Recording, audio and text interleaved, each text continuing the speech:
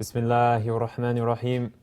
Walhamdulillahi Rabbil Alameen. Wa salatu wa salamu ala Sayyidil Mursaleen wa ala ashabihi wa ahlihi ajma'een. In the name of God, the All-Merciful, the Most Compassionate, all praise belongs to Him, and we ask Him to send peace and prayers upon our Prophet Muhammad, upon his family and his companions. This is part 2 of Shaykh Hamza Yusuf's lecture on how to read a book. I want to first welcome everyone for coming here to the Zaytuna Library, or for being with us online or after the fact on YouTube perhaps. Part 1 was delivered last Wednesday. If you haven't had a chance to see it, I highly encourage that you take a look at it online. One of the many benefits we could take from what Shaykh Hamza mentioned last Wednesday was the importance of being present and active in reading, and indeed in everything that we do. And so it's here that I emphasize the importance of us all just being present and active in this talk today. Whether you're here present, or watching it after the fact online, or watching it live streamed right now. First of all, presence. If there's something else on your mind, if you're working on something else, have homework, have food in front of you, or if on your mind is homework or food or a conversation you just had with someone, put it all aside and let us be present in what's about to be said and really engaging with it and thinking about it. Also being active. If you don't already do so, if you don't already have so in front of you, please take a notebook and write down ideas you have in which you can apply the things that Shaykh Hamza is about to say, and ideas that you have in terms of applying these things towards and implementing them in the rest of your life. Also, consider being active with Zaytuna. We couldn't do this, have talks like this, make videos like this, if it weren't for your support. So please keep us in your prayers, help us with financial support, and then also consider applying or encouraging others to apply to Zaytuna College. And thank you for everyone who's been supporting us throughout our whole time here at Zaytuna. Without further ado, Shaykh Hamza Yusuf. All right. Bismillah ar-Rahman ar-Rahim. Wa sallallahu ala Sayyidina Muhammad wa ala alihi wa sahbihi wa sallam tasliman kathira. Walhamdulillahi Rabbil Alameen. Okay, what I'd like to do today, I talked last week about the 3 types of reading that Dr. Adler describes in his book. And just to give you a little background on how this book came about, because it's actually, I think, a very important book. A lot of people that I know that I really respect in their abilities as scholars actually said that this was one of the books that really benefited them. So it's a very useful book.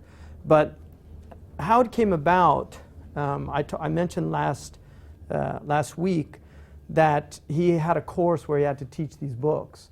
And what happened during the course was he realized that he hadn't really read the books. At least he hadn't read them at a deep level. But he says something very interesting, and I want to show you how the Islamic element comes in, because our tradition is a tradition of reading. The very first word in the Islamic tradition is Iqra. I mean, that's really the starting of the whole thing, is read.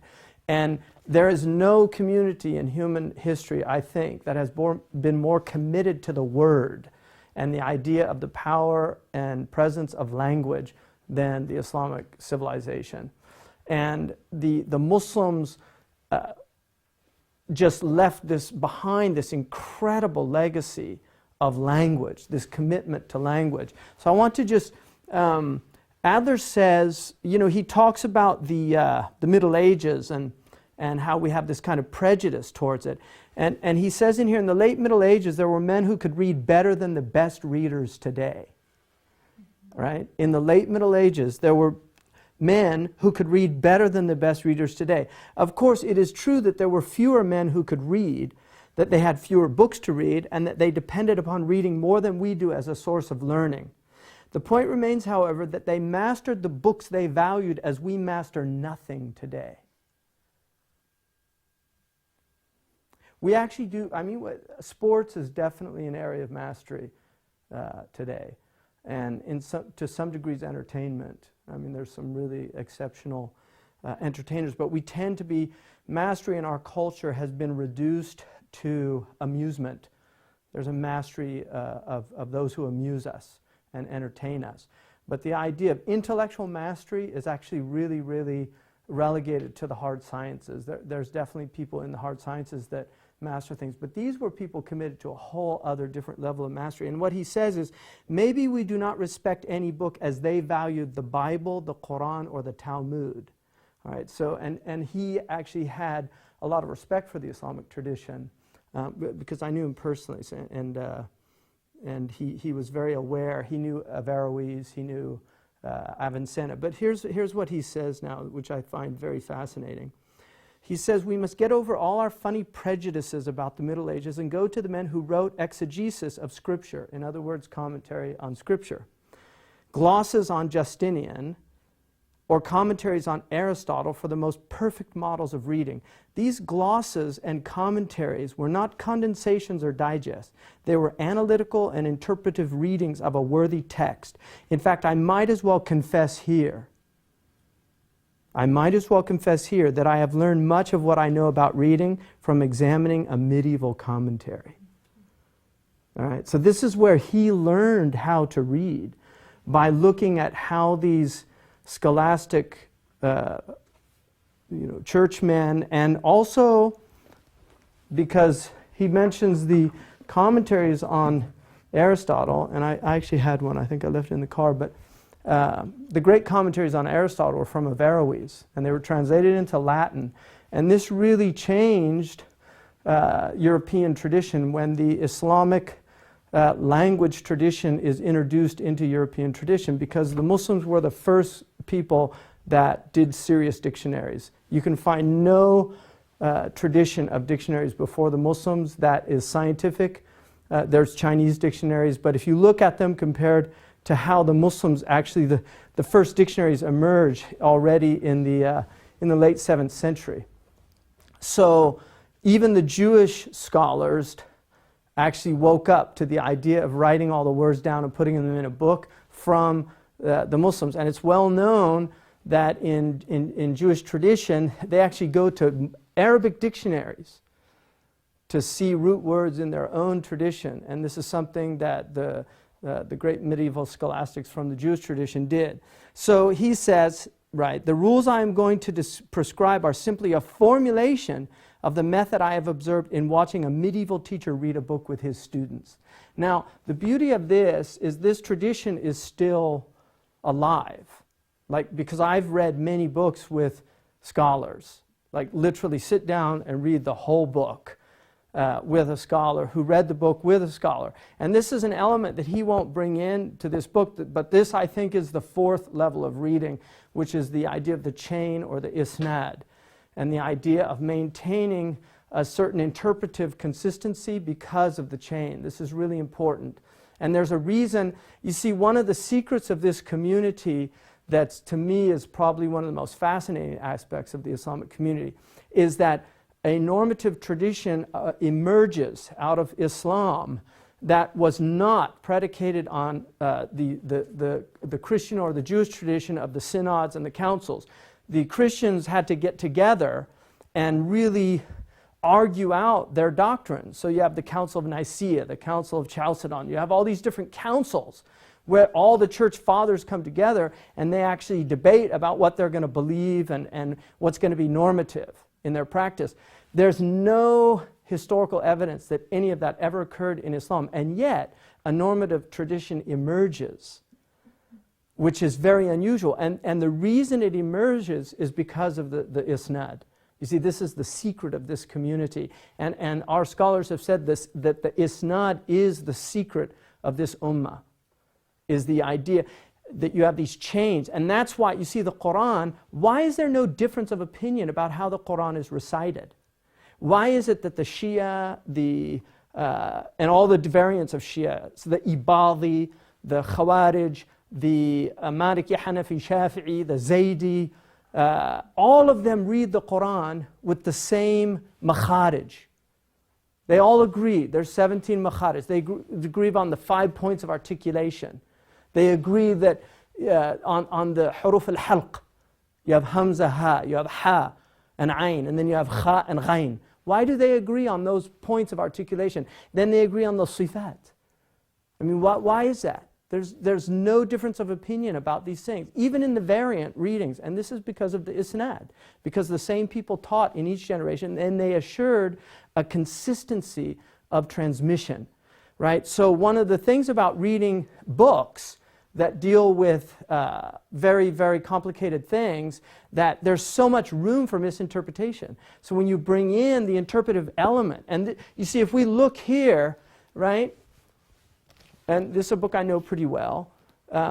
This is a book interpreting the hadith from an accepted Imam Muhammad Abdul Rauf al-Munawi, right? So when we go to a hadith, إذا استيقظ الرجل من الليل وأيقظ أهله وصليا ركعتين كتب من الذاكرين الله كثيرا والذاكرات. If a man wakes up at night and then he gets his wife up and the two of them pray 2 rakats, it will be written for them that they're from the people who remember God a lot, men and women, all right? And then he tells you who it's from, and that it's from Abu Huraira radiallahu anhu, and then he tells you, and also Abu Sa'id al-Khudri, and then he tells you that it's a sahih hadith. He gives you an ishara. Now if you go down, he says, إذا استيقظ الرجل من الليل أي انتبه من نومه من الليل أو في الليل أو ليلا فمن تبعيضية أو بمعنى في. قال الولي العراقي يحتمل أنها للابتداء الغاية من غير تقدير وهذا معنى التهجد عرفا فإنه. See, this is a tradition. All those things have meaning. So he's saying, in other words, انتبه. Like he استيقظ انتبه. He enters into consciousness after being unconscious. من نومه من الليل أو في الليل. From part of the night or in the night or at night. So he gives all these different possibilities using these adverbs and prepositions. So it could be adverbally. It could be using the preposition for partitive, right? A part of the night, right? And then he says, or it could be bima'na fi. So he's saying min al-layl could be, it could mean here fi, it could mean a part of the night, right? So, and then he says, al-Wali al-Iraqi says, ويحتمل أنها لابتداء الغاية. It's probable that it's for ibtida al-ghaya, because you can have min al-ibtida. So now he's saying the min here could mean fi, it could mean partitive, so it could be adverbial, in the night, it could be partitive, or it could be the from of outset. In other words, I began, ataytu min Mecca, I came from Mecca, from the outside. So here he's exhausting the linguistic meanings. He's saying, look, all these meanings are possible in this preposition. He's teaching you how to read with all the ambiguities that language has. He's exhausting the possibilities. This is a type of reading. Because he's saying, look, we can't say it's this or it's that. It could be this, it could be this, or it could be this. Because the language has all of those possibilities. And this is our tradition. It's a tradition that literally exhausted language. And that's why we have so many commentaries on the Quran, because this is what they were doing. But they were masters of language. They were masters of grammar, they were masters of rhetoric, and they were masters of logic. And this is what he's saying. Look, these men knew how to read in a much deeper way than we know how to read. They were exhausting language because what they were reading was so serious. Most of what we read is so frivolous, we don't know, we don't need to think when we read. Because we're reading about how Whitney Houston died. You know, was it drowning or was it from the Valium that she took? Did she overdose? That's what people are reading about. You don't really have, what's exhaustive about that? It's just titillation. That's all it is. It's just to amuse and titillate people. That's all they're interested in. Now they've put her little site on the Hollywood tours now. So the bus goes by that place. There's where so-and-so died. Right? This is the culture that has been cultivated. It's a culture of frivolity where tragedy even becomes amusement and entertainment. And that's why they love to watch these people melt down. Right? Because it's a really unhealthy culture. It's unwell. So, compared to the brilliance of the 12th and 13th centuries, the present era is much more like the Dark Ages. And he's writing this in 1940. I mean, what would they think now? You know? He actually lived to be 90, 91 or 2, I think. So then he talks about the idea of having, he says when you read people like Jefferson, Hamilton, Madison, John Adams, if you look at the founding fathers of this country and you actually read them, you realize that they're writing at a very sophisticated level. If you read the Federalist Papers, has anybody ever ventured into those, the Federalist Papers? Huh? A little bit? The Federalist Papers today are considered extremely hard reading for the average American, right? They were newspaper op-eds when they were written, literally. They were newspaper op-eds. They were published in the daily newspapers, or not daily, weekly, or whatever, in New York and Philadelphia. That's what they were. They were newspaper op-eds. Yet today, it's difficult for people to read them. All you have to do is take a high school textbook from the 1850s and look at the level of reading that they were doing. One of the things, for instance, if you look at McGuffey's Readers or Appleton's or any of the 19th century books that they read at the grammar school, they never taught words without teaching the accents of words. So they had this idea of elocution, what we would call tajweed, proper pronunciation, knowing the sifat al-huruf, because English also has sifat, like there's mutes and there's liquids, aspirates. Right? These are the attributes of the letters. And so to pronounce them properly, you need to learn what their qualities are.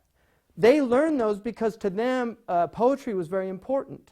And so they wanted young people to be able to identify accents and beats in poetry so that they could hear the rhythms of poetic language and they would be able to see that. If you ever get a chance, you can hear Lord Alfred Tennyson reciting The Charge of the Light Brigade, which he didn't particularly like as a poem. He wrote it as a poem for honoring the veterans of the Crimean War, where the British sided with the Muslims, quite unusual, against the Russians. But he wrote this poem, and if you hear him recite it, he says, "Cannons to the left of them, cannons to the right." And he does this very dramatic reading. Well, somebody asked him why, when he did his public readings, he did it like that. He said, well, I worked quite considerably to get those numbers, in the accents, and so I want everybody to be aware of them, because it's not easy to do that, to get a proper iamb or a dactyl or a spondy, however you're writing. So that was very important. So these people learn these things. Now, what he argues here is that people don't like this idea of uniform education anymore. So we've created an elective system where people choose what they study. And part of the argument for that, he said there's a lot of talk among liberal educators who fear the rise of fascism, because this was a concern in the 1930s and 40s, about the dangers of regimentation and indoctrination. I have already pointed out that many of them confuse discipline with the Prussian drill or the goose step. The Nazis do the goose step. They confuse authority, which is nothing but the voice of reason, with autocracy or tyranny. See, we call an author. There's a difference between a writer and an author. An author is called an author because they write with authority. They have some, like, if we're going to read a book on cardiac surgery, we want to know that the guy that wrote that book has a degree from an accredited medical school in cardiac surgery. We want him to have authority. We don't want to read a book by some hack writer who decided to write a book on cardiac surgery and just got a whole bunch of resources and references, and he's got no degrees, and he wrote the book. Most people in their right mind would just not take that seriously because he doesn't write with authority. He's not an author. All right? So what he says is, they confuse authority with nothing, which is nothing but the voice of reason, right? With autocracy or tyranny. But the error they make about indoctrination is the saddest. They and most of us do not know what docility is. Okay, so what's docility? What's a docile person? Submissive, good. Yeah, what else? Docile, yeah, calm. I mean, these are the kind of images that are conjured up with a docile person. Anything else? Meek personality, right? There's a hadith, al-mu'minu hayyinu layyinu. The believer is docile. إِذَا قِيدَ انْقَادَ. If he's led, he follows. Like, this is Sahih hadith. Docile, if you look in the dictionary, the third meaning is teachable. All right? So docile is from the same root, dacere, that we get doctor from. Right? It's the ability, and also indoctrinate is related to that also. All right? But the docile person is the teachable person because they're willing to actually listen to an authority and learn from that authority. So to be docile is to be teachable. The teachable one must have the art of being taught and must practice it actively. So you have to be an active learner. Docile doesn't mean you're passive, right? It means that you're teachable. You have to be an active learner. So the more active one is in learning from a teacher, dead or alive. In other words, these are dead teachers, even though they're these are the living teachers. I mean, most of the ones walking and talking, we're the dead ones. These are the ones that are alive. But he talks about dead teachers, meaning the teachers who have gone, that we can't really ask them what they meant. And the living teachers where we can, because they're still here to tell us what they meant. So he says that the more active one is learning from a teacher, dead or alive, and the more art one uses to master what he has to teach, the more docile one is. Docility, in short, is the precise opposite of passivity and gullibility. Those who lack docility, the students who fall asleep during a class, are the most likely to be indoctrinated. Lacking the art of being taught, whether that skill be in listening or in reading, they do not know how to be active in receiving what is communicated to them. Hence, they either receive nothing at all, or what they receive they absorb uncritically. Right? I mean, it's a really important point. So slighting the 3 R's in the beginning, reading, writing, and reckoning, they used to call those the 3 R's. Later they become the trivium and the quadrivium. Reading, writing, and reckoning. The 3 R's. This was the foundation of grammar school in Muslim and Christian and Jewish tradition. And neglecting the liberal arts almost entirely at the end, our present education is essentially illiberal. It's actually not creating free people. It's having the opposite effect. It's creating people that are under the illusion that they're free. But they haven't been their minds aren't free to think. Right? Hence Bob Marley. Emancipate your mind from mental slavery. None but ourselves can free our mind. You know Bob Marley? So they have been, then he says, right, our students are indoctrinated with all sorts of local prejudices and pre-digested pap. Let me give you an example. If you ask most students today, are there any absolutes in the world? Most American students in Europe, they'll say, it's just, everything's relative. Like, that's your truth.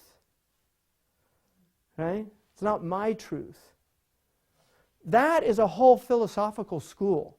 They don't know where it came from. They don't know how it entered into the DNA of our culture, but it's actually a philosophical school, and it's been around since the ancient Greeks.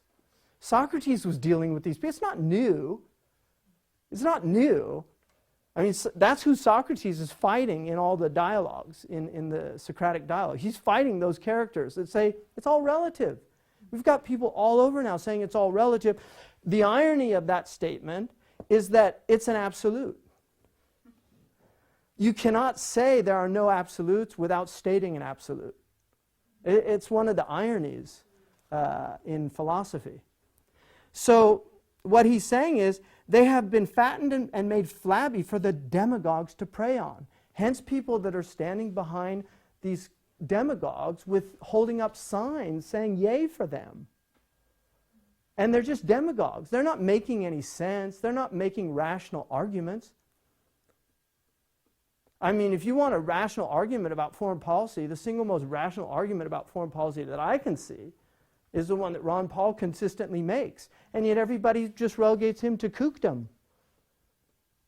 He's just saying, look, if you go around bombing people, they're going to get angry. Right? They say, no, it's just because they hate us. They hate our freedoms. Well, Scandinavia is freer than America. Right? They're not bombing Finland. Right? Seriously, it's just a kind of rational argument. But people aren't taught to think critically. They're not taught to think critically. It's rah, rah, rah. And so this is what he's talking about, the resistance to specious authority, authority that's not real authority.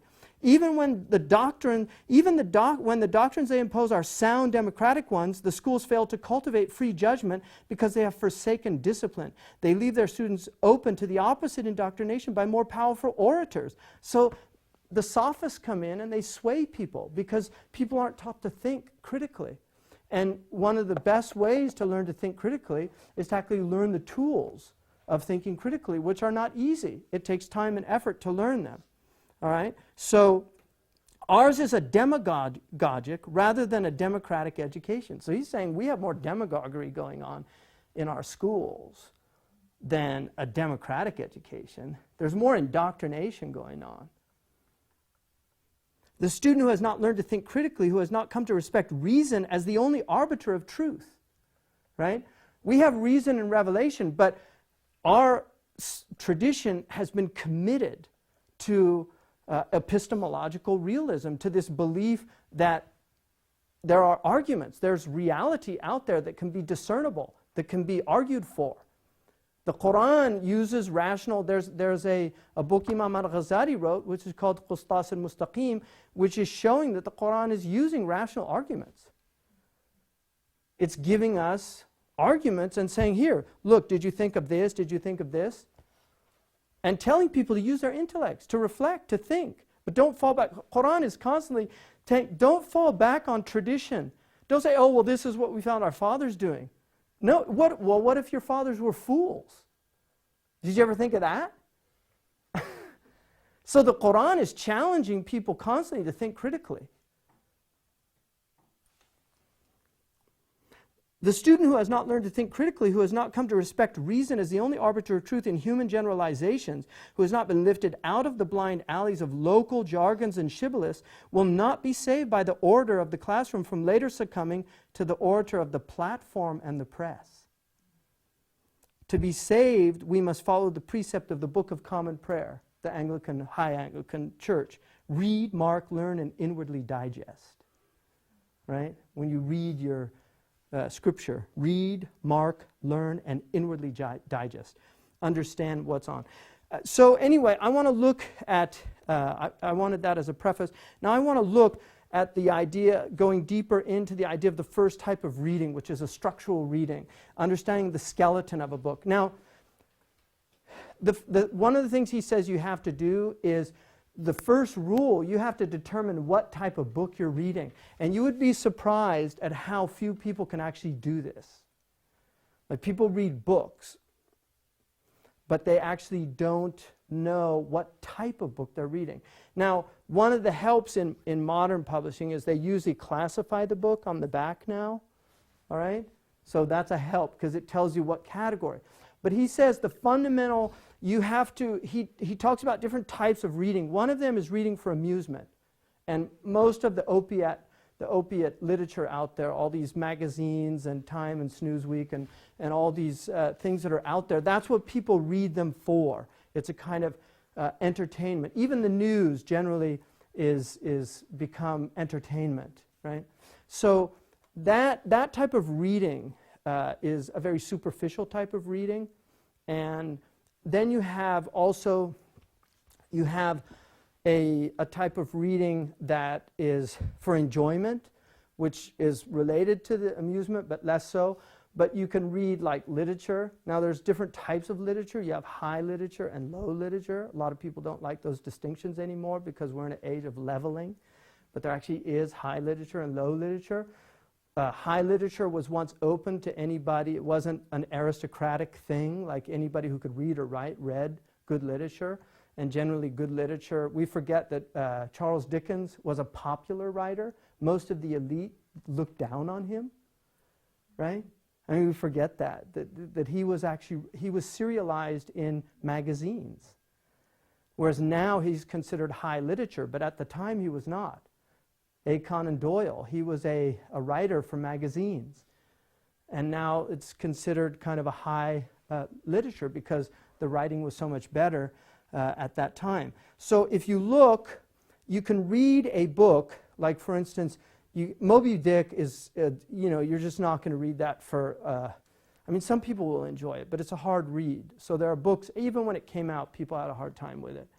But there are books that are narrative works of imagination, like for instance, Anthony Trollope. He's a famous British writer. He actually outsold Dickens, but he's less known than him today. But he wrote a book called As We Live Now, I think. Yeah, As We Live Now.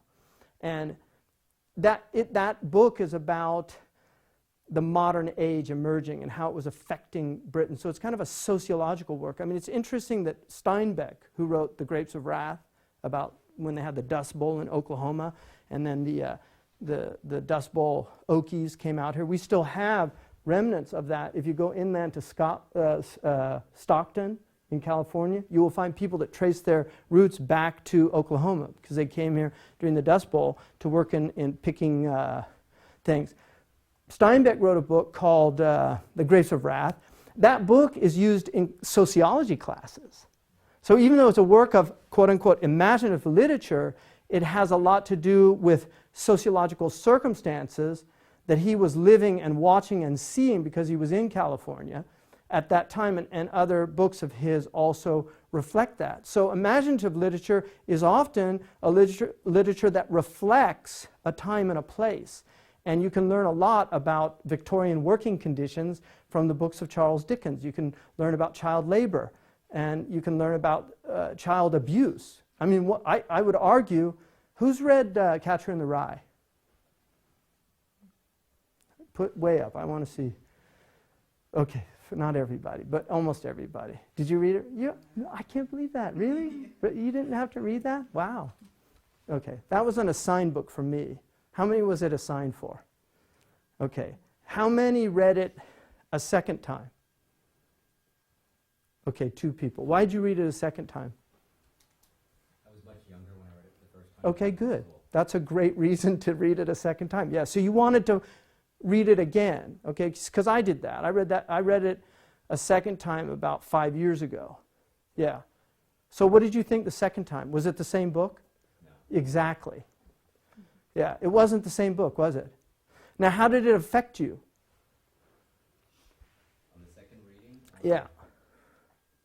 Well, I think when I read it the first time, I identified with the protagonist a lot more than I did. Yeah, Holden Caulfield. Right, Holden Caulfield. And so the second time I found myself almost more aligning myself with sort of more of the authoritarian figures. Okay, great, interesting. Yeah, no, that's fantastic, yeah.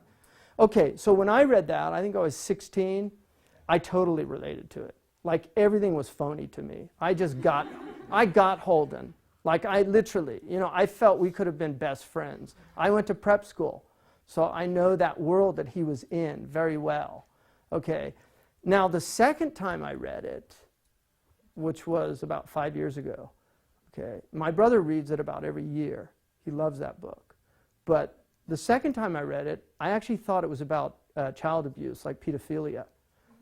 And I saw a whole subtext there that I hadn't seen before, because he talks about the perverts and the teacher that tries to seduce him or he thinks he is. Maybe not. It's kind of ambiguous. We don't know. But he's out there. He wants to protect children from the horrors of the world. Now that's kind of seen as this, he doesn't really want to grow up. But the subtext that I really saw in that book, and I would not be surprised if he was either a victim or somebody in his family or something, because I saw a subtext of pedophilia in that book, and that he was deeply troubled by the abuse of children and how adults really corrupt children. I didn't see that at all in the first reading, because I couldn't have. I didn't have any frames of reference for that at that time. And one of the things that any parent is concerned about, and I've got 5 kids, is, the perverts. Parents are very protective about this, especially in a culture. In any culture, but in our culture, it's more open, so we know a lot more about it. You can go online and Google the number of perverts in any neighborhood, and you kind of get shocked, to find out that, within, I think, 5 miles of our area, there were 7 registered sex offenders. It's deeply troubling, right? So anyway, that's an example of, reading a book of imaginative literature like Catcher in the Rye, and recognizing that it's not just for amusement or enjoyment. There's a lot going on in that story, and a lot can be gleaned from it. So, there's different reasons that we read, but you have to first categorize the book and then understand why you're reading it. Some people just want a good yarn. There's a whole slew of books out there that are like romance novels, poorly written, and they're just the same plots over and over, like Indian films. Like I don't understand Indian films, because if you've seen one, you've seen every single one, right? But people like them. They watch them over and over and over again, right? It's always the same thing. Really, really rich girl, really poor guy, sees the rich girl, falls in love with the rich girl, but there's no way he can marry. But then in the end, it find out he's actually a prince that was, kidnapped when he was a little kid, and so he's actually can marry her, and something like that. They're all around those things. But there's a lot of books that follow those. In fact, every really romance is about that. Boy meets girl, boy falls in love with girl. There's all these obstacles to getting to girl. In the end, boy gets girl. That's a common motif. And that's why there's writers that have written books about there's only 36 plots, narrative plots. Mm-hmm. And are you sure you didn't watch the same movie again? I'm just kidding. I'm only seen 2 Indian films. See, that's called hasty generalization. That's actually a logical fallacy. Right? It's a material fallacy in logic.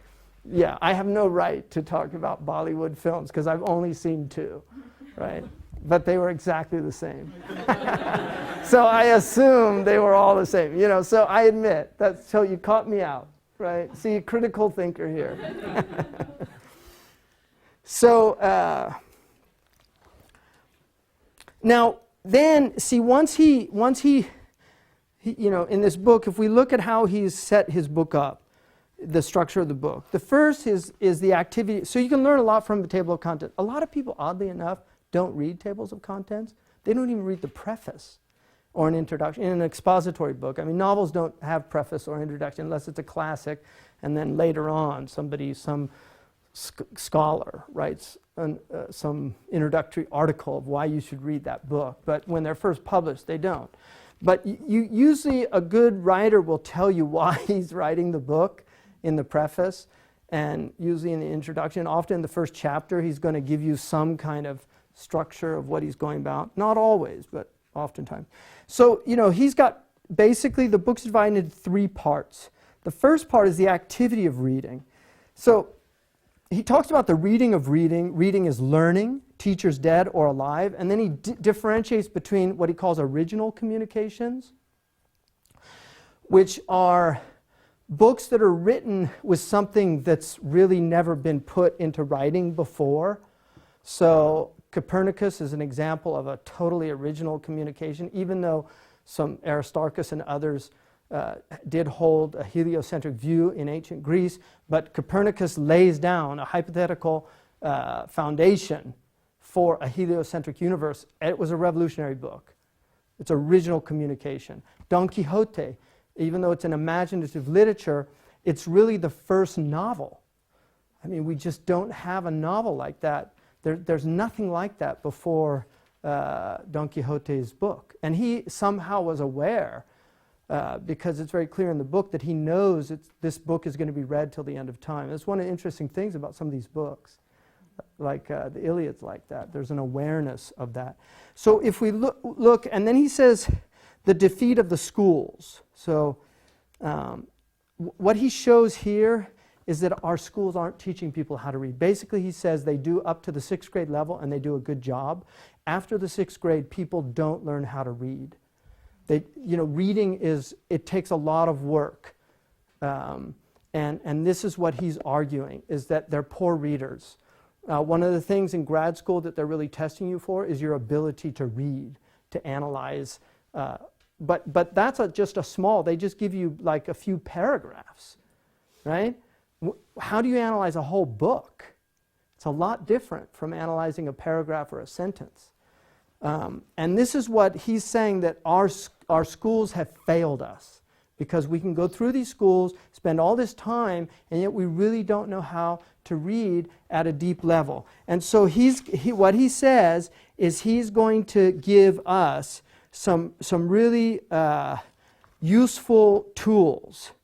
Now, there's what's really interesting, and I want to show you something that I thought was, to me, one of the most interesting. Well, there's a couple things here. One of the things that he says is that he talks about skills, that there's a certain set of skills that you have to acquire. And there's a difference between knowing rules and then knowing how those rules operate, like to be able to operate something. So the operation is very different from just knowledge of the rules.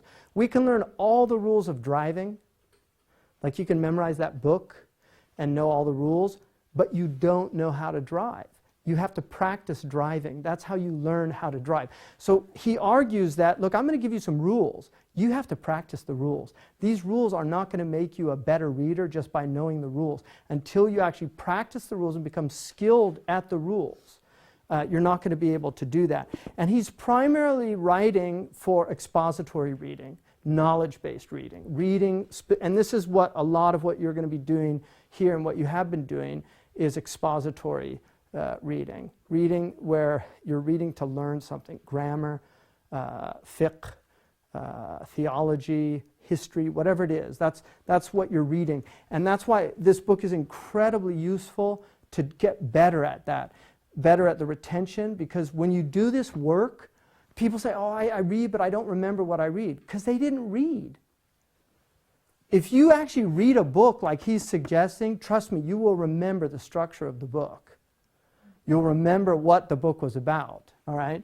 So he says that any art or skill is possessed by those who have formed the habit of operating according to its rules. In fact, the artist or craftsman in any field differs thus from those who lack his skill. He has a habit they lack. You know what I mean by habit here. I do not mean drug addiction. Your skill in playing golf or tennis, your technique in driving a car or cooking soup is a habit, right? And habits, I mean, he's an Aristotelian at root, Adler. He loved Aristotle and he knew him very well. And Aristotle talks about the habits that are inculcated. Like virtue is a habit. You habituate yourself. And the Prophet ﷺ this is also our school, because the Prophet said, إِنَّمَا الْعِلْمُ بِالتَّعَلُّمِ. Knowledge comes through the hard work of acquiring knowledge. Ta'allum in Arabic is from the tafa'ul root, which is for difficulty. يَتَكَلَّف. When you use that, I mean, it could be other things. It could be to avoid something, يَتَجَنَّب. But tafa'ala in Arabic, that form is the form of doing something with difficulty. Tahammala. See, hamala means he carried, but tahammala, he bore something, like it was difficult. تحمله. That's different from حمله. حمله could be easy. He carried. But when you say تحمل, he carried with difficulty. So the Prophet said, إنما العلم بالتعلم. Knowledge is acquired through difficulty. You have to learn, and learning is not easy. It's not an easy thing, but it's incredibly rewarding. I mean, this is the beauty of knowledge. It's a rewarding thing to learn.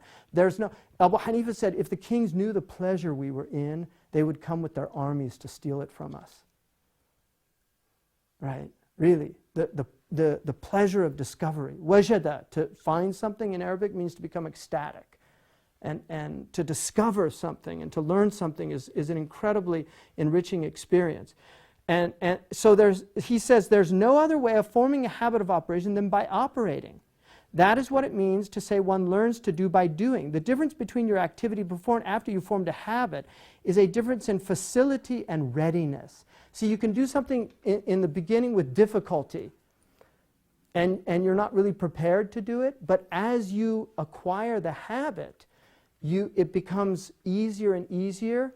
Anything you learn, most of you probably learned some sport. In the beginning, it's very difficult. It's hard to throw a football. It's hard to learn to catch a baseball.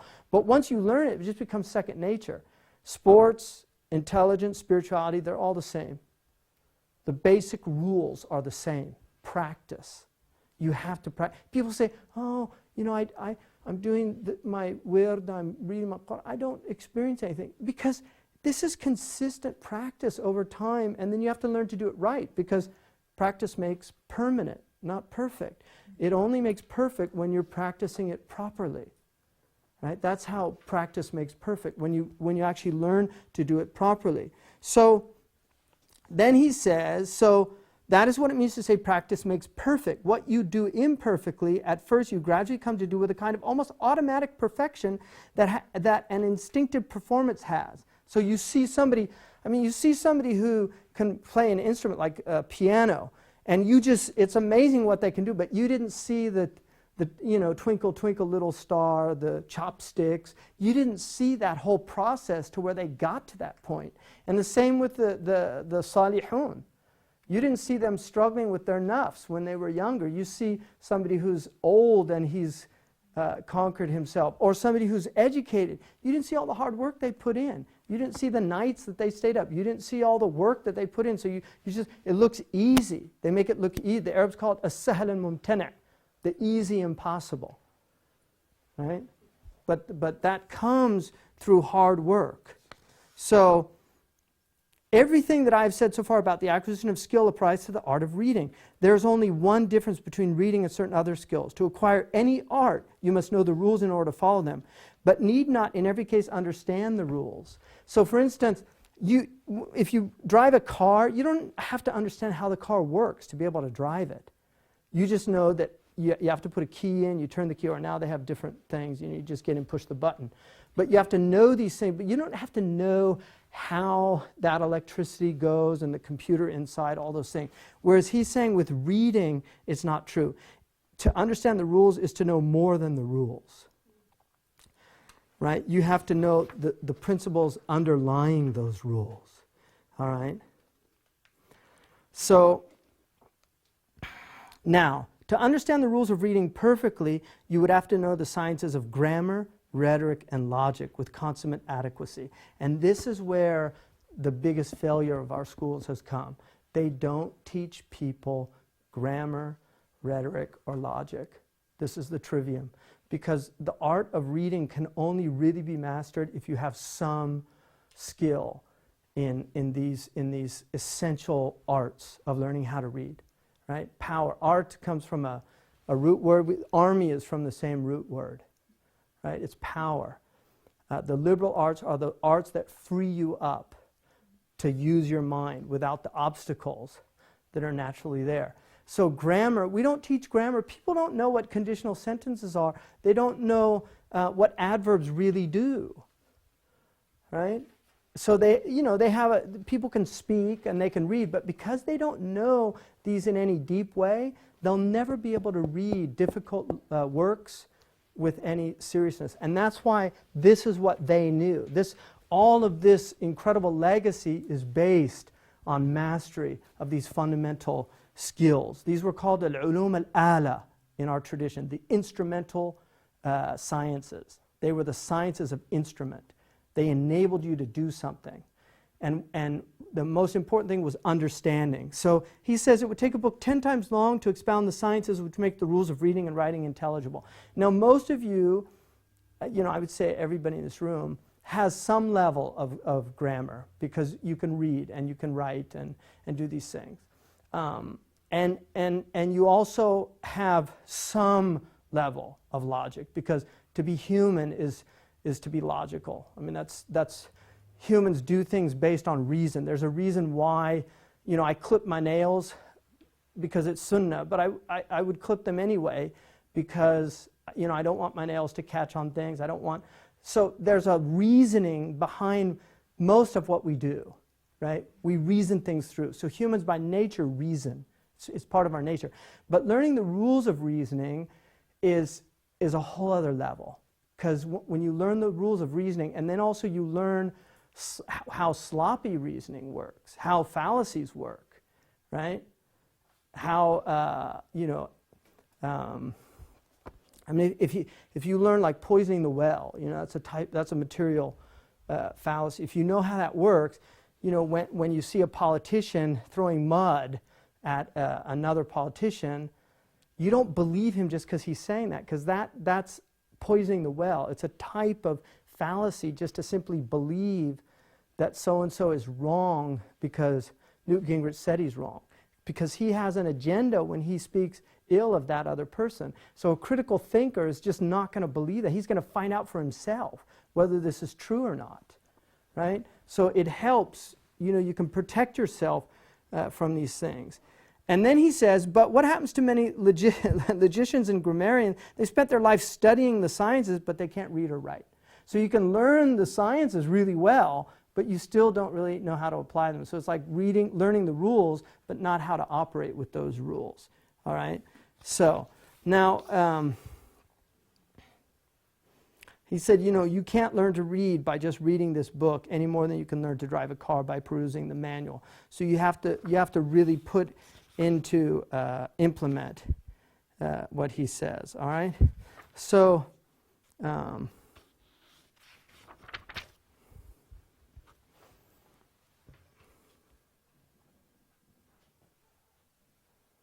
And now one really nice thing that he says here, he says we should assume that the author is intelligible until he's shown otherwise. Not that he is guilty of nonsense and must prove his innocence. And the only way you can determine an author's guilt is to make the very best effort you can to understand him. So that's important, charitable reading, that we should assume that a writer is telling the truth before we assume that it's just false. But we have to understand him to make that judgment. Now, he talks about the second part 2 is called the rules. And this is where he gets into the rules. And this is really important. He says, if something is worth reading at all, it is worth reading at least 3 times. All right? Now, for me personally, just to let you know, there's books that I've read just several times. There's books that I go back again and again. And a great book is a book that is inexhaustible. And the one, obviously, for us, the greatest book is the Qur'an. And that's why the best thing that you can do, khairul a'mal, right? The best of actions is beginning the Qur'an, ending it, and then beginning it again. It's continually reading the Qur'an, because it's always going to open you up to new insights. The Qur'an, I've been reading Surah Al-Waqi'ah for just years. You read it every day. I still find stuff in there. And it's just like, whoa, I never thought of that.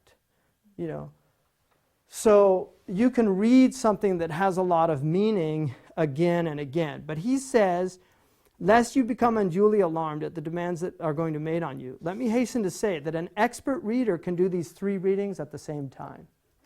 All right? Now, but they are, strictly speaking, 3 in manner. to be well read, each book should be read in these 3 ways each time it is read. All right? So now, then he talks, and this is really important for you as students, he talks about something that experimental psychologists know about learning a complex skill, because learning how to read is a complex skill. Learning how to play tennis is a complex skill. Learning how to play a musical instrument is a complex skill, right? If you learn piano, you have melody, right? You have melody, you have bass, right? And then you have chords, you have harmony, right? So and then you got rhythm. You have to learn all these things, and initially you can only learn one at a time. But once you master that skill, the skills become one. Now this is really important, so here what he says. There's a beautiful book called Mastery, which I read years ago by George Leonard, and he talks about the same thing, and it really helped me. He talks about 3 types of people, of learners.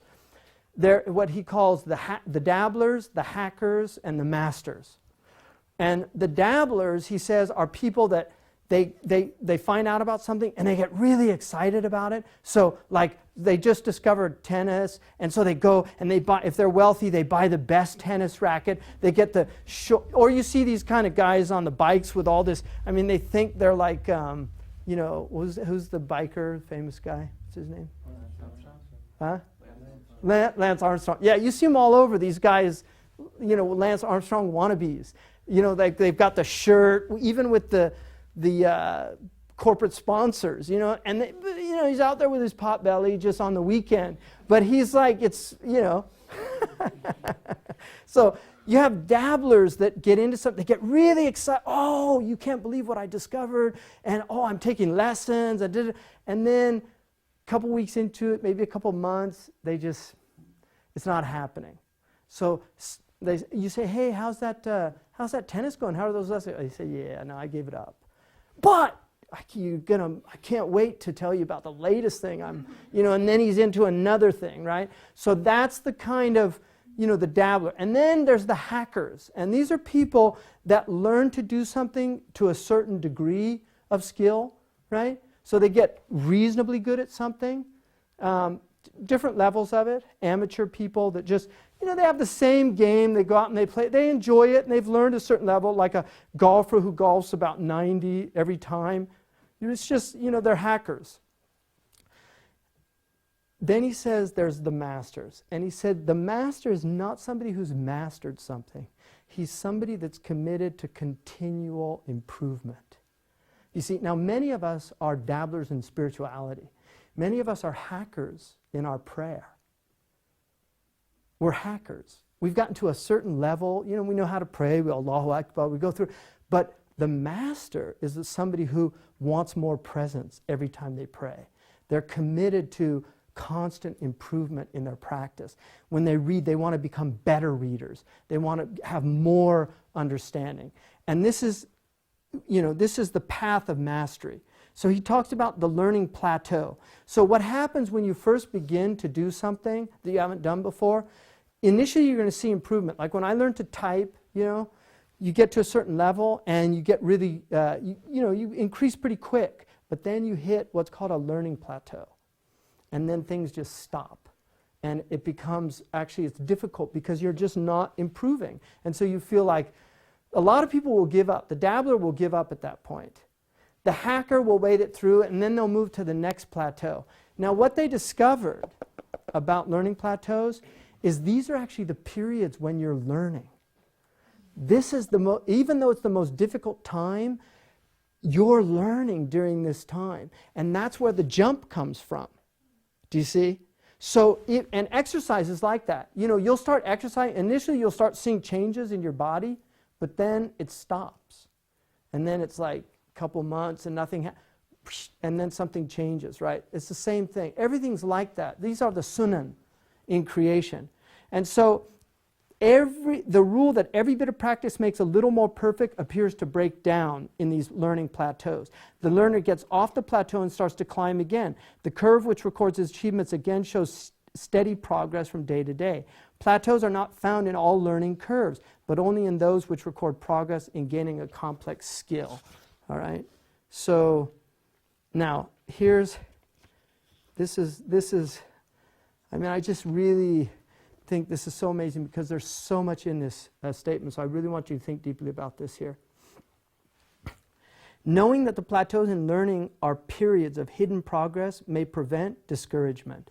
So when you're feeling like, no, I'm not going anywhere, knowing this, that you're on a learning plateau, will keep you going. Persevere. Keep pressing on. Just keep going. Because you're going to have that jump again. Like in your Arabic, you know, I'm just doing this thing and it's just not happening. And then one day, suddenly something clicks. And let me tell you something. This is the God's honest truth. I read certain books for years and it just suddenly something clicked with it. You know, I would just read them and sometimes I actually thought I was understanding them. But certain books, they just clicked for me. Writers, they just, you know, there's certain writers that are really difficult in the Arabic tradition that I just found easy to read. But it didn't come immediate. It was hard work. And that's what you have to remember, that this really is hard stuff. So now the beauty of the beginner's mind in Zen, you know, the Zen have a tradition about the beginner's mind. The beauty of the beginner's mind is that the beginner is very conscious of everything when they're first learning something. And that's why a lot of people are self-conscious. And that's why you'll never learn to speak a language if you're self-conscious. I mean, when I first learned Arabic, I would talk to any Arab.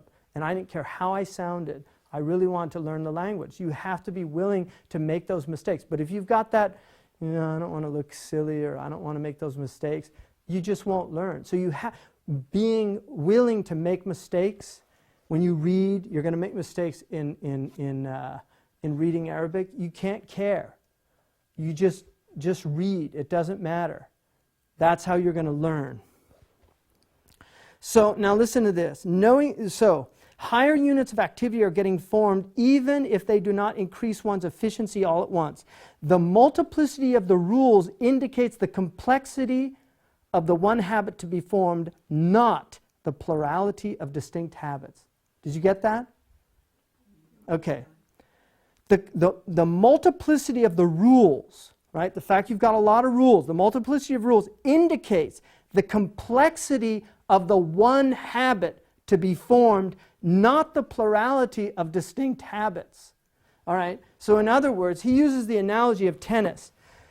If you're learning tennis, you have to learn how to serve. So that's one thing you have to learn. And you have to do that separate from learning how to work a baseline or learning how to do a forehand or a backhand, right? So the backhand, there's a certain thing they'll teach you, how to hold the racket properly. And then each one of those are separate things. But the act of playing tennis is one habit. A tennis player knows one thing, and that thing is tennis. Do you see? Even though it's made up of these different things, but those different things are not separate habits. They're all part of one habit, all right? So, now, this is really interesting to me. The parts acts, coalesce, and telescope as each reaches the stage of automatic execution. In other words, it all starts to come together and telescope when you begin to master this thing. It becomes one thing, right? When all the subordinate acts can be done more or less automatically, you have formed the habit of the whole performance. Then you can think about beating your opponent in tennis or driving your car to the country, because when you drive, you're doing all these separate things that when you first were learning to drive, they were all separate things that you had to think about. You know, the car behind or at the side, and the brake pedal and the clutch and it's all these. But once you learn how to drive, you don't think about these things. It's coalesced into one thing. This, to me, is the most significant thing in this whole book. This is an important point. At the beginning, the learner pays attention to himself and his skill in the separate acts. When the acts have lost their separateness in the skill of the whole performance, the learner can at last pay attention to the goal, which the technique he has acquired enables him to reach. It's Tawheed. You see, everything is indicating Tawheed. Allah has made a world where everything you do appears to be separate, But the reality of it is there's nothing separate. وَفِي كُلِّ شَيْءٍ لَهُ آيَةٌ تَدُلُّ عَلَى أَنَّهُ وَاحِدٌ. Abu al-Atahiyya said, in everything is a sign indicating divine unity. You see, these are signs. It's all moving to unity. Everything we're doing is moving to unity. A unity of understanding, of perception, until you can see everything. This whole thing is being held together by one unified power. The whole thing. All at once. Allah has this whole thing being held together by one unified power. His qudra, His ilm, and His irada. That's the whole thing. And so everything that you're learning in life is all moving towards this understanding when things coalesce. When you enter in, one of the things, sports is an interesting metaphor. I read a beautiful book called All Things Shining, where they really use sports as a metaphor for this, because one of the few things our culture really acknowledges is excellent in sports. But one of the things about a great moment in sports, when a pitcher is having a perfect game in baseball, you know what happens to the team? You know? Nobody talks to him. Everybody just stays away, because he's entered into a completely different zone. They call it the flow in sports psychology. They're in the flow, right? And great athletes know this, you see. And it's when everything becomes unified. They're not experiencing separateness. They're in a total state of everything's perfect. And that's when he pitches a perfect game, shutout, no hitter. Just strikeout after strikeout. And nothing goes wrong. It's a perfect flow. This is the state of the saints all the time. Right? This is where they're at. This is where the awliya are at. It's perfect flow. And that's why they don't get disrupted, they don't get disturbed, because they're aware. Now, reading at the highest level is that.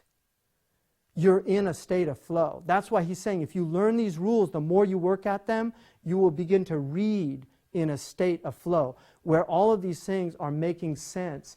They've coalesced and telescoped for you, but it's hard work. Mm-hmm. So suppose one have all these rules in mind, and we say them critical thinking, Mm-hmm. and then start kind of arguing with the author who is not there To defend himself? Yeah, so it doesn't decrease the effectiveness or efficiency. Look, the critical reading is a third level. It's a very high level of reading, because, al-Mutanabi, one of my favorite quotes of Mutanabi is كم من عيب قولا صحيحا وآفاته من الفهم السقيم. How many people find fault in what they're reading, and the fault is in their own understanding. Right? So you can't read at a critical level until you really have a solid understanding of what the author is saying, and that takes a level of proficiency in these skills. Because people make grammatical mistakes. They literally read things wrong. In Arabic, it happens all the time. They think something is mansub and it's marfu'. Changes the meaning completely. Or they think the min is for tab'id and it's for ibtida. That happens all the time. That's why our scholars exhausted these possibilities. What time? How long have we been going? 7:15. Okay, so let's do the poem, because I really want you to get this stuff, so I don't mind taking time with it. I was going to show you a couple books, but let's do the poem. Okay, what I want you to do, this is a Robert Frost poem, and I want you to, again, just read the poem. Can we put it up on the...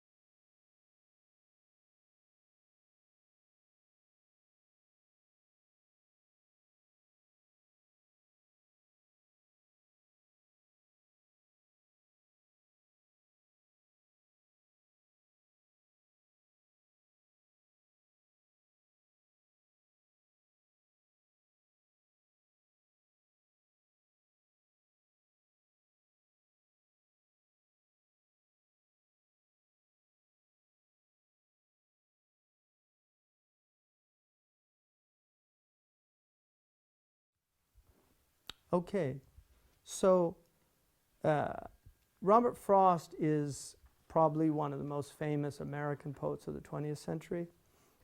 He wrote, he's unusual in that he wrote in traditional meter, right? He used a tetrameter and pentameter usually, and trimeter sometimes he did, but he does it in a very, it's very subtle, like you really don't feel the verse that you do in others, but if you actually do the work to scan the poem, you'll see by the rules of prosody that he's actually very strict. He said writing poetry without meter was like playing tennis with the net down, so he just didn't really like that kind of modern school. But this poem is one of his famous poems. It's called Acquainted with the Night. So are there any words that nobody understands in there? Everybody, it's a pretty simple, he liked to use the Anglo-Saxon words. He has one, well, he's got a couple, but the one word there that is clearly a, luminary, right? What's luminary mean? What's luminous? Yeah, shining, right? Luminous, bright, from lumina, right? Okay. So that's pretty much it. So let's look at this poem. First of all, what was your feeling when you read it? Right? Sha'ir in Arabic means the one who feels. Sha'ara. And sha'ara is hair, because it's that tactile. So the poet feels things. And feeling is very important with poetry, how it gets you. Mauritanian, one thing I really liked when I lived with Mauritanians is that if you quote a line of poetry that they like, they go, like they got hit in the gut, because it's kind of a cultural thing, so it's a funny thing because they do it because they heard their teachers doing it and things, but it's very real, they feel poetry. So what did you feel when you read it? Veronica? Yeah, there's definitely a melancholic feeling to this poem, isn't there? And he uses some words there that evoke a melancholy state, a sad state, right? Like walking out in rain. It doesn't sound like singing in the rain, because he walks out and he walks back in rain. I mean, there's kind of a, it didn't get bright and the sun didn't come out. So there's definitely, and he's got sad in there, drop my eyes. That's what we do when we're sad or depressed. We kind of drop our eyes, and then he actually looks down the saddest city lane, right? So, what else?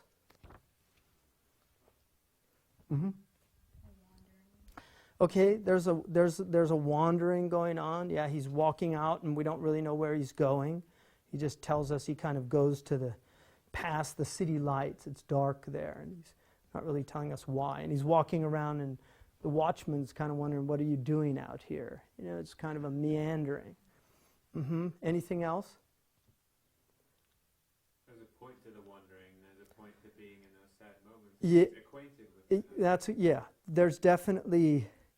There's definitely a point to all this.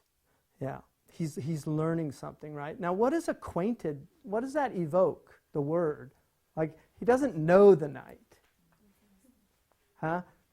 Do you think intimacy, acquainted? Familiar is closer, like I'm acquainted with him. I mean, when we talk about an acquaintance, it's not really a friend. It's just somebody we're familiar with. He's not a stranger, but he's not a friend either. So there's a kind of ambiguity there, right? Anything else? He's accepting what's like the sadness of it. He's just accepting it. Let's look at it line by line. So we've kind of looked at the whole poem. Now let's look. I have been one acquainted with the night. So right out off the bat, I have been one. He doesn't say I am acquainted with the night. I have been one. One out of what? Many. Yeah.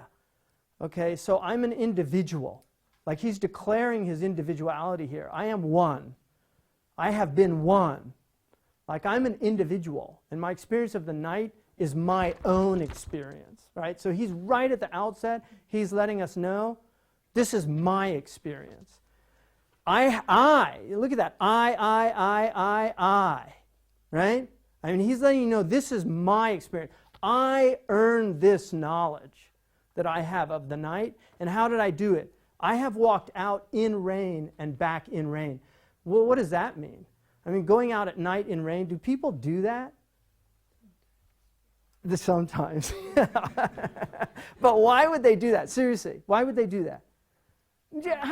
Generally, what would you think about going out at night in rain? Why would you do that? Well, no, I'm talking about just normal. Don't think of what he's saying. I'm just talking about when somebody goes out at night in rain, what do you usually think about going out at night in rain?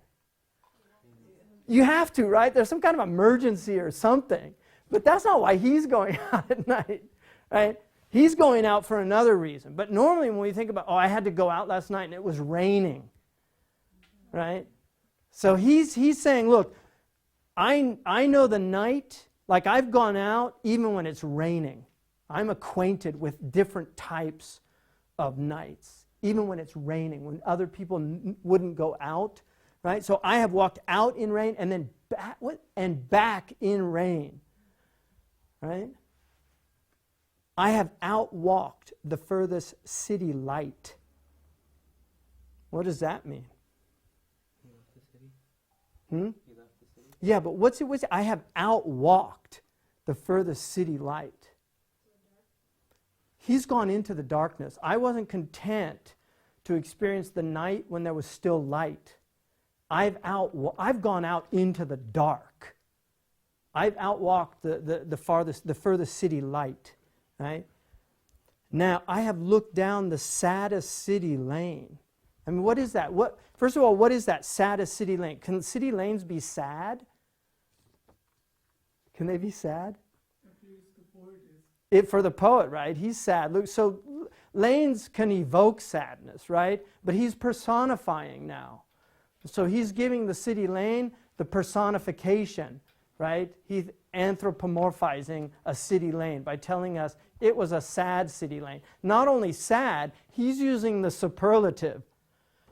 I have looked down the saddest city lane, like a ghetto, right? What does that evoke? Some horrible, desolate place, derelict houses, right? And all of our cities have this, don't they? And you can go right down the road, right down here, and you can see the saddest city lane. And there's people living on that lane. I have passed by the watchman on his beat. All right? Well, what does that mean? First of all, why do we have watchmen? I mean, watchman's a nighttime job, isn't it? Really, right? Why do we have watchmen? Yeah, security, but why?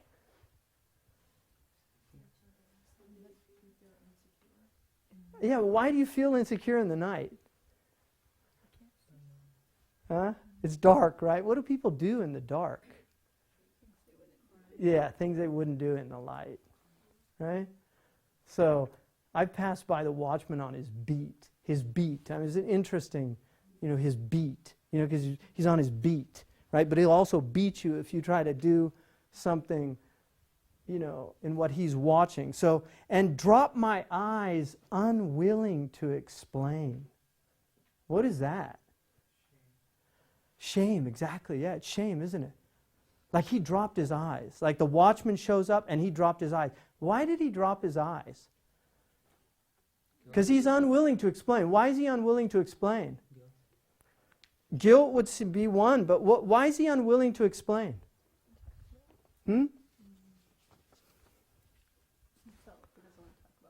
He doesn't want to talk about why he's out there. Yeah, but what's he thinking about the watchman? Okay, yeah, the watchman's going to suspect him. Like, what are you doing out here at night? Because you should be at home in your bed, right? So the fact that there's a watchman is because people do nefarious things at night. And he drops his eyes, unwilling to explain, because what is that thing that happens when the policeman shows up and suddenly, like every time I come in through the border, they make me feel guilty.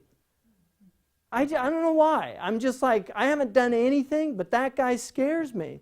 Because he makes me feel like I've done something wrong. Because where have you been? He starts questioning me. Like, where have you been? Who did you see? Was it business or play? Like, why are you asking me all these questions? I feel like I'm being interrogated. And when somebody's interrogating you, you start getting self-conscious. Because he's suspecting me. He thinks, now why is he suspecting me? Because I'm Muslim, maybe. But I mean, why is he suspecting me? That's his job, right? That's the border patrol. But why does he suspect me? It's his job, but why? Why does he have that job? Because people do things, right? Humans do things. They smuggle, right? They do illegal things, right? So what he's saying there, right, is like, we're all condemned by the acts of some of us. We have some collective shame here, right? Because some people do these heinous things, and because some people do it, everybody becomes suspect. And so I'm dropping my eyes, like feeling this shame, and I'm unwilling to explain that it's this kind of collective guilt that we all have because some of us do these things. I might not be doing it, but I still feel that. I don't want him to suspect me. I drop my eyes. Right? I don't want him to suspect me. But because people do these things, I'm feeling that, right? And then I have stood still, right? So he's walking along, I have stood still and stopped the sound of feet, right? His own feet, right? Why? When far away an interrupted cry. Right? What does that mean, interrupted cry? What's an interrupted cry? I mean, a cries interrupt us, but what's an interrupted cry? How is a cry interrupted? It's stopped, isn't it? So like somebody's, ah, and then suddenly it stops. That's a little spooky, isn't it? Have you heard somebody screaming and suddenly the screaming just stopped? You stop and you're like, what just happened? And he's going to tell us, but not to call me back or say goodbye. It wasn't that kind of cry. Goodbye, Robert. Or, Robert, come home. It was a blood-curdling cry. Because dark things happen at night. People are killed at night. Right? Murders happen, robberies. All these things happen at night. Okay, now he's on the terrestrial plane. Now what's he do? And further still, at an unearthly height. Something now is changing, right? What's he doing now? He's looking up, right? So he looks up, and what does he see? Right? What does he see? Yeah, he doesn't really tell us. He gives us some hints. It's a luminary. It's one, so it could be the moon, but it's one what? A clock. It's one clock, and a clock has many parts, right? It's got hands, it's got the numbers, it's got, so, and this is the thing about poetry. This is my interpretation. You're free to have your own, right? Because that's the beauty of poetry. For me, because I know his poetry reasonably well, and I know for a fact that he was very familiar with the stars. And he writes, stars come into his poems a lot. He's got poems about Orion kind of going over the fence, out watching Orion leap over his fence. So he knew that time, and he spent a lot of time at night walking those lanes. He knew that the night sky is a clock. Like I learned this when I went to the Sahara. So he looks up, and what does he see? One luminary clock against the sky. Right? So suddenly that darkness is penetrated by what? By light. Okay, so he sees the light at night. And what does that light proclaim? Because it's a clock. And what is a clock? It tells time. Nighttime, we call it nighttime and daytime. So there's two experiences of life on earth, right? The Quran talks about Allah made the night and the day khilfatan, like they alternate. لِمَنْ أَرَادَ أَنْ يَتَذَكَّرَ أَوْ أَرَادَ شُكُورًا. The one who wants to become aware, to be reminded, and show gratitude, right? So what does he say? And further still, at an unearthly height. So we're in the celestial realm. He's left the earth now of sad city lanes and interrupted cries and watchmen looking for criminals. All that dark stuff that happens in the dark, he's left that. And now he's looking at a luminary light in the sky. And what's the light proclaiming?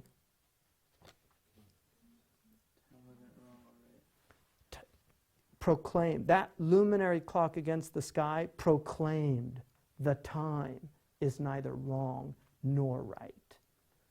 What does he mean? Mossab, what's he mean? What does he mean neither wrong nor right? What's wrong and right? First of all, what is that? What's that demarcation? It's a moral demarcation, right? Wrong and right is about morality. Now, who are the moral beings on this planet? Humans, right? Animals, if the lion eats you, you don't say it's an immoral lion. It's a hungry lion, and you just happen to be there. You can't impose. The lion has no moral agency because it doesn't have free will. It's an instinctual animal. It's acting on instinct. But humans act, right? They act based on moral agency. And so what's he telling us about what the heavens are proclaiming? What's he telling us? What's the heaven proclaiming? What's he realizing looking up in the heavens?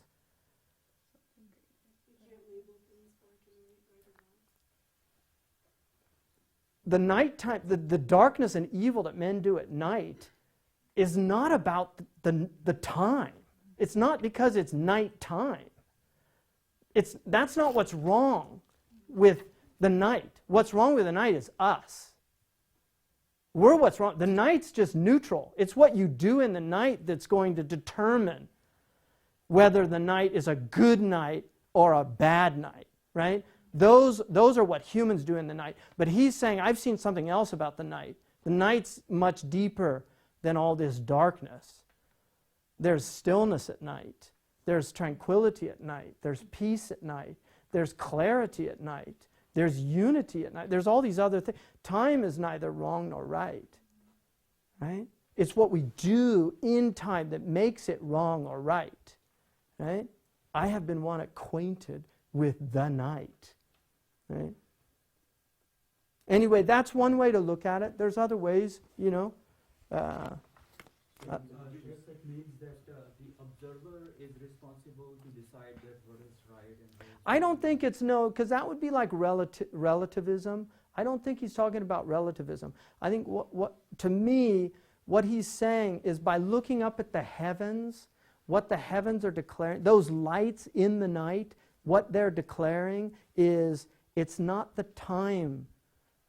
It's, you know, the sadness of that city lane at night, the trouble that the rain causes at night, the watchman looking for criminals at night, that blood-curdling cry that's interrupted that we hear at night, that's not, you know, that's not what makes the night. The night isn't wrong or right.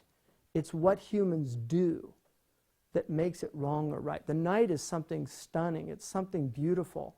We shouldn't be afraid of the darkness of the night. It's something to be acquainted with. There's power in the night because in the night the stars come out. In the night we can look up and see. You know, Plato said that God put stars in the sky so that people could look up and observe the order of the heavens. And in seeing celestial order, desire to bring that order back down to the earth. Right? As above, so below. He's watching the perfection of the night in the skies, and it obliterates those imperfections that we see here. You know, there's something much higher that when we elevate, when we look up, that's what will elevate us from all this horrible stuff that's going on down here. Because this isn't, don't let this determine your experience of the world. right? Don't let what's happening down here. I mean, I was on the way today, you know, and I was late for something, and I saw this peregrine perched up on the, and he was just so noble, you know, and he was just perched up on the lantern, you know, on the street light. He was just perched there, and he was just like, and I was just like, what does he know? You know, what does the falcon know? Right? What does he know? He knows he's amazing. I'm not a sparrow. I'm not a blue jay. He knows. And you can see it in him, like just the way he looks around. He has all the other birds they're scared. They're all running around, little thing, they fly off. He doesn't. He's just like, I'm at the top here. I know I am. That, you know, humans are something amazing. Right? Humans are amazing. And you can look at all that darkness out there and you can decide that, oh, the world's wrong. But look a little higher. Elevate your head. You'll hear something proclaimed from the heavens. Time is neither wrong nor right. It's what you do with your time that makes it wrong or right. Yeah. Anyway, great. And Going back to your poem, because when he uses the word acquainted, I mean, it seems like he's more than acquainted. He's got intimate knowledge. You know, Yeah. It seems like the night that he's talking about is not like that night with the moon and the sky. He's talking about this kind of. He has intimate knowledge with the darkness, that human side of the night, but he's acquainted with that celestial. He sees another side. That's excellent. Great insight, Rashida. Because that I totally agree with you on that. That the acquaintance is not with the saddest city lanes. He knows those intimately. It's not with the watchman. He knows that intimately. It's not with the interrupted cry. He knows those things intimately. What he's acquainted with is something much deeper. He knows it's deep, but he's only acquainted with it. Yeah. Good. Excellent. Mm-hmm. There's a question online about the trivium. Uh-huh. If you can provide some advice on how someone can be more acquainted with the Okay, I would say, first of all, to learn, grammar in the scholastic tradition did not just mean rules of grammar, it also meant literature. One of the things that all of our ulama had to learn was Jahili poetry, because poetry teaches you the nuances of language.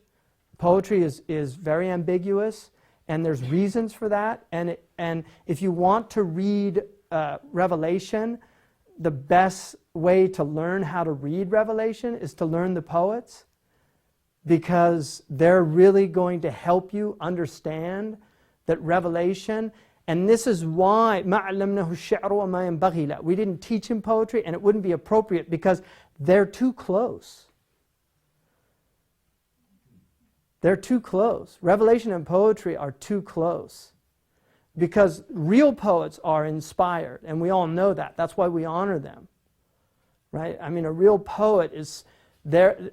Where did it come from? Like, where did they get those ideas? Where did that come from?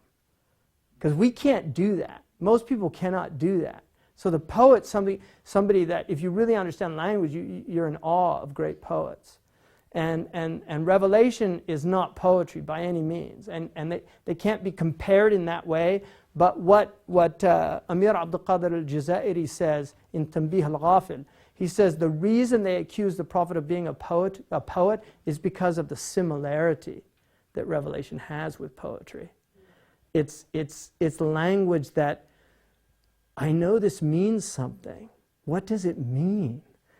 There's so much in it. It's pregnant with meaning. And you can exhaust yourself trying to understand the meanings, right? Mm-hmm. Just to finish, so, I would say that grammar, you really need to study. I mean, Arabic is a great language for grammar because you really have to know grammar to be able to read Arabic. That's not the case with English. It's a much easier language to read without knowledge of the rules of grammar, but you will lose a lot by not knowing what prepositions really mean. You'll know, if you don't know that adverbs, that they modify. He runs swiftly. You have to know what that's telling you about how he runs. And a lot of it we just know intuitively, but to understand the mechanics of it will really help you have a deeper level. So, I think grammar is really important. Rhetoric, in Arabic tradition, you have three stages of learning rhetoric, learning, tropes and figures, learning what they call muhassanat al-kalam, the ma'ani, like alliteration and antithesis and all these techniques that are used, internal rhymes and things like that, jinas, what's called jinas. Learning these things helps you understand the power of language. It also enables you to write better and to speak more effectively. But logic is to me, logic is foundational, because logic gives you such a precision. And the only people in our culture that still study traditional logic to a certain degree are lawyers. And unfortunately, a lot of them learn, not all of them, there are a lot of good lawyers. So my brother's a lawyer, he's very honest. And so I'm not going to rag on, it's only about 99.9% of them. But there is that, lawyers do learn logical fallacies, they learn, but mastering, logic is basically three things. It's understanding, right? It's judgment, and it's reasoning. These are the three acts of the mind.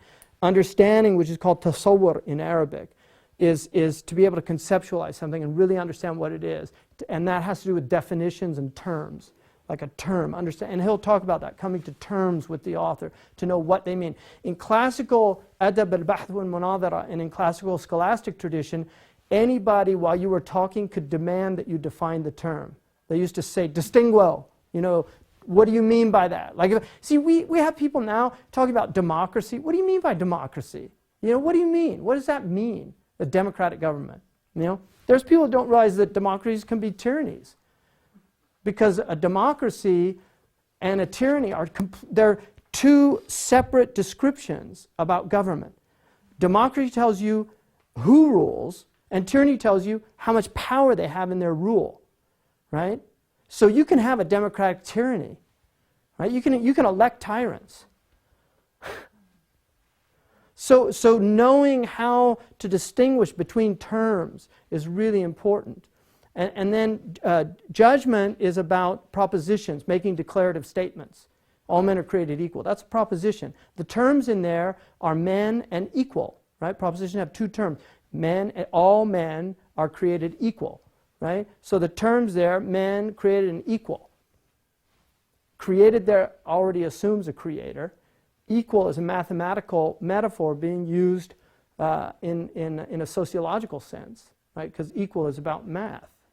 Things are equal to other things. 2 is equal, to 2, right? So, but 2 is not equal to 3. Anyway, so logic takes a while, but you can learn it. You can learn it in a year, and it's worth it. And I hope all of you will get out of here having a good sense of mantiq, because it's really important. They asked the Dalai Lama recently, what did he feel the most important thing here in America for people to study? He said, logic, right? Because Buddhists study logic. And Americans, we don't reason anymore, so we get into a lot of trouble. You have to be able to think clearly. Anyway, so inshallah, we'll continue on. But barakallahu fikum. سبحانك اللهم وبحمدك أشهد أن لا إله إلا أنت أستغفرك وأتوب إليك جزاكم الله خيرا. Alhamdulillah, just want to say, Zaytuna College's mission is only a few sentences long. If anyone asked me to expound on that mission, I would say, watch this talk that Shaykh Hamza just gave. And so we hope that everyone can benefit from this talk and ultimately apply many of the things that were mentioned in this talk. And then we hope that you can join us at Zaytuna College in building a great institution that has conversations like this, excites discussion like this. And then also join us for the next faculty lecture series, the faculty lecture. The details of the series will be available online on the Facebook page or on the website. Thank you. Assalamu alaikum wa rahmatullahi wa barakatuh. Zaytuna College is investing in a new home in Berkeley, California. Join us on February 25th for a benefit dinner featuring Zaid Shaker and Hamza Yusuf, and find out how you can dedicate a brick to be permanently displayed at the new campus. Register today.